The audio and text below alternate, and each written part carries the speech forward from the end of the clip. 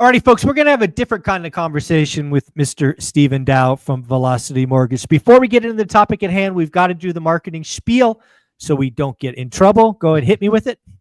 Although I work very happily for Velocity Mortgage Capital, all the ideas and topics discussed on this channel are that of my own. So let's get another one going.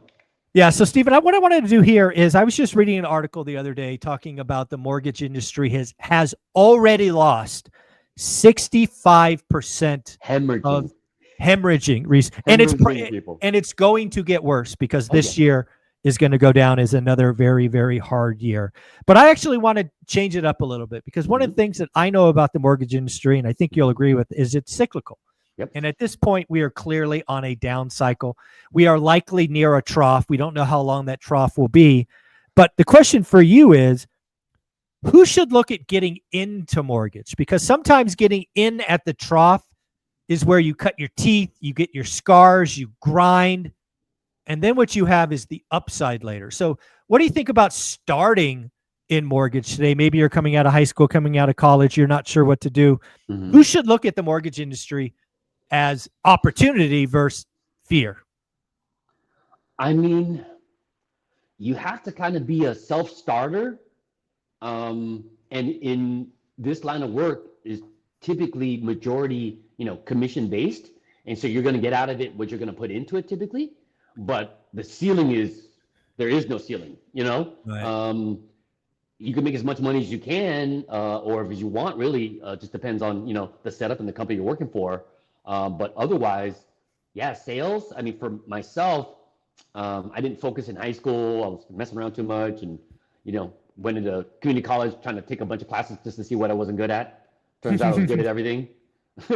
I get A's and B's in everything from art history to African-American history to, you name it. Anyway, didn't really have direction. I was just like, hey, I'm trying to figure out, what I want to do. And at the time, when I graduated from college, my best friend's next door neighbor was an underwriter at a company. She got me an interview, went in there, crushed it, and the rest is history. So as far as the people that should get into this, I mean, if you're a people person and you like talking to people and you like helping, I think this is a great job, because you are an important piece to a lot of people's, lives and livelihood, right? Because typically, especially for primary residents, the home purchase is probably going to typically be the biggest purchase they're ever going to make in their life.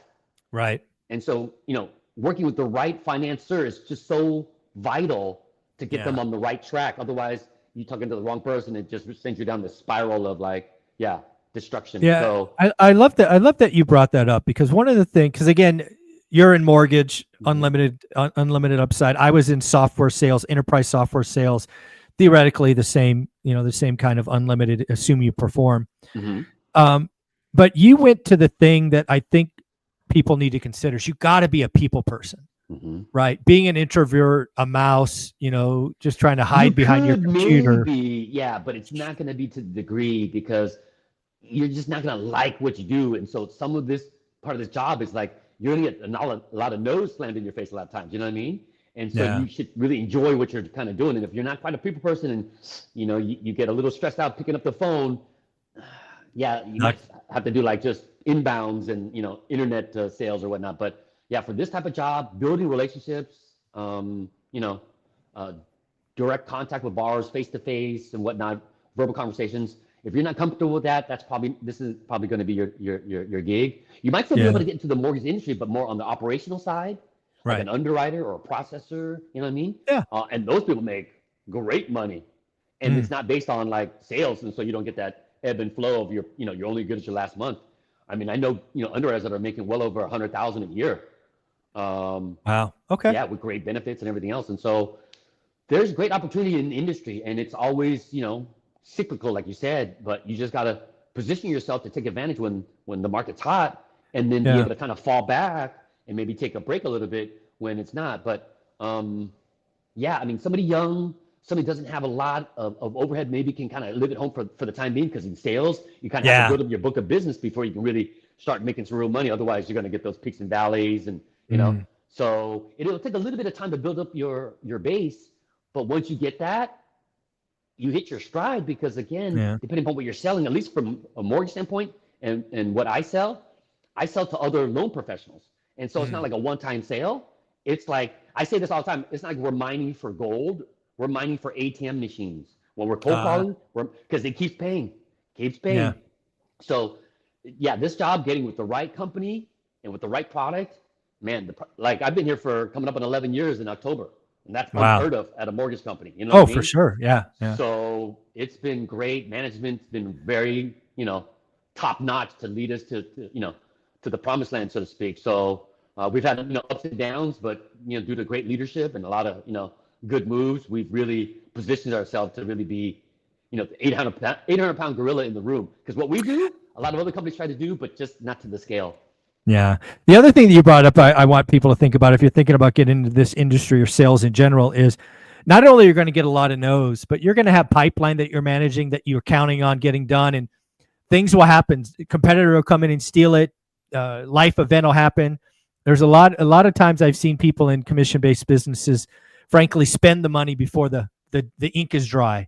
You got to be disciplined. You got to understand that you're only as good as your last month. So that last month, what you crushed it, might not be the same the next month. So don't start spending like it's going to be like that forever. If you get to a point where you're getting consistent level amount of money, budget a little bit. You don't got to go crazy, right? Hey, have a little bit of good time, but make sure you got enough to handle what's going on and not get stressed out. Because if you spend all your money, now you're like so desperate.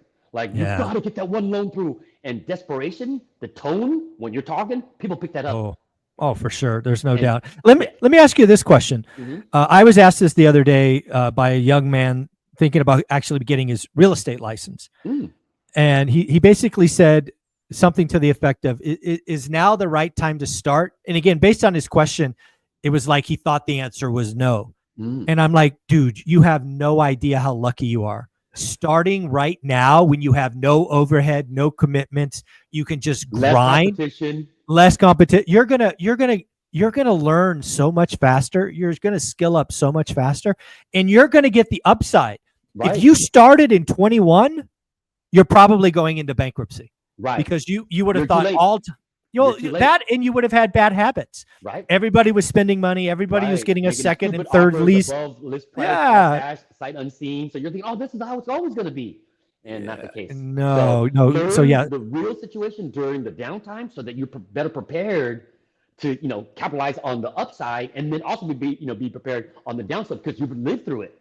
So yes, you got the scars. Like I remember when this happened. Yeah, you got to chip your teeth a little bit to kind of understand, and so I think right now would be a good time. You gotta gain the knowledge, build the repertoire of your expertise. But then at that point, I mean, again, when the upsides comes back up, you're positioned perfectly. Everybody knows you've been in the hard times. Now the good times, they're going to trust you more. So yeah, this is, I mean, for me, this would be a good. For what I know now, I would have started earlier. Yeah, I would have gotten into the industry a lot earlier because I would have been and the spending habits, because again, I didn't come from that side of the road, railroad tracks or whatnot, where money was coming in often, but then, literally overnight, young 20-something-year-old making, hourly 14, 15, 16 bucks an hour. I thought I was crushing it to like 20,000 a month. Yeah. Crazy. Yeah. So it's like, So made some mistakes initially, didn't have the right mentorship and, or, father figure, whatever you want to call it, but learned over time. But that would be the thing. People person, discipline, a little bit of organization definitely helps. You could kind of learn that and utilize, technology a little bit to help you out, but definitely. And organization to follow through. Don't leave people hanging. But that's basically it. But the sky's the limit, brother. There's no other business or occupation that I've come across so far that you can make the amount of money you can make without a college degree and without a professional like a doctor, a lawyer. Yeah, this is Hustler University. It's exactly what it is. Yeah. I mean, I've met so many millionaires that never graduated college through this industry. It's not even funny. I agree. And again, at the end of the day, what I want people to realize is now is the time to think about becoming a mortgage broker, a real estate agent. When you have 65% less competition, you are at a trough. And I really do think we're going to have a decade of, each year being slightly better than the year before. Now's the time to get in. Now's the time to learn. Now's the time to grind. Now's the time to book your business, live at home for a little while, control your expenses. Yep. And just go crush it.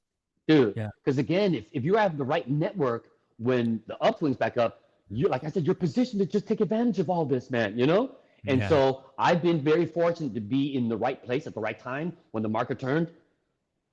Flood, just a wave. Like at this company, basically, when I discovered them and I, got hired, late 2013, by 2014, I started hitting my stride, and it's been gangbusters ever since, and I've never looked Yeah. back. So yeah, I would start to do now because again, there's a lot of people getting out of the industry because Yeah. there's just not a lot of business.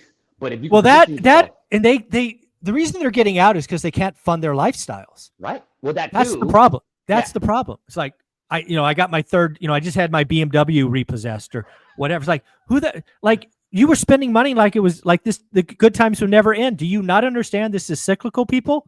Like where's your rainy day fund? So well, yeah, again, because money's coming in so fast, they think it's always going to be that way, and they thought it was so easy. Yeah, I just did 3 signings yesterday, and da da da da. But when the market turns, it turns pretty fast, and that yeah, business can sometimes drop off the side of a cliff. Like basically what had happened. yeah, So but for exactly. the next couple of months, people are just trying to figure out, pivot. Maybe the market might turn around, but the people that weren't really positioned well, as far as like a good extensive network, and they're Yeah. maybe relying on just one stream of business. Now so getting in now, networking, knowing what loans are at what particular lenders that are really good products, and then now, getting yourself in position to be in front of the audience that are going to capitalize on those types of products. That's all you need to do, man. Yeah. So This is a fun conversation. I really loved it. Stephen Dow, if somebody wanted to reach out and see what's what with Velocity, what do they do? just email me. And by the way, we do hire. If people are looking to potentially get into the industry, try not to blow up my phone for, because I'm not HR, but Yeah. just to put that word out there. If you want to kind of see what kind of opportunities we might have, I believe our website might post some stuff. If not, sales, typically they're going to want somebody experienced, Sure. typically, just because they want the book of business. But I know for a fact we've been trying to implement kind of like more of like a new, green behind the ears rep so we could train them better because sometimes people come with bad habits. Right. And so I know, but they got to be local, somewhere around in California. I want to say around OC, Orange County. Okay. But Okay. if they're willing to maybe drive to the office, there might be some opportunities because I know we're hiring some really young, straight out of college Okay. kids, and we're training them up the way we want them to be trained. So just want to throw it out there. Yeah, folks, at the end of the day, if you have questions for him about this or anything else, sdow@velocitymortgage.com. If you want to make sure you get through the firewall, do yourself a favor, 5 letters and 5 letters only in the title, and that is ORAAT, obviously Yes. stands for one rental at a time. Stephen, you're amazing. Thanks for the conversation. Likewise, thanks one to no one. Thanks, Mike.